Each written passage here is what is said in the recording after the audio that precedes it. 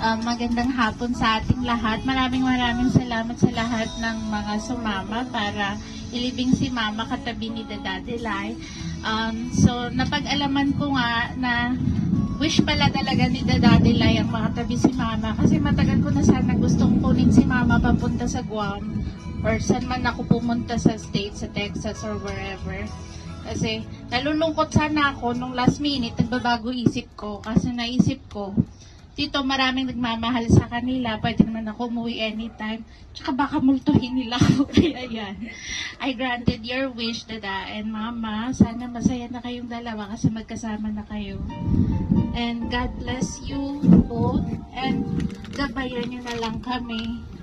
And mahal na mahal namin kayo. Mamimiss namin kayo. Mamimiss namin kayo, Dada. Namin kayo. Umiiyak ka na naman. Naiyak ka naman ako.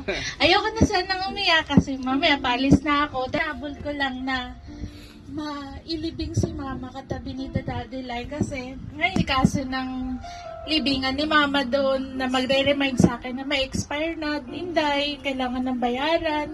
At least ito, hindi ko na kailangan bayaran kasi fully paid na lifetime ownership.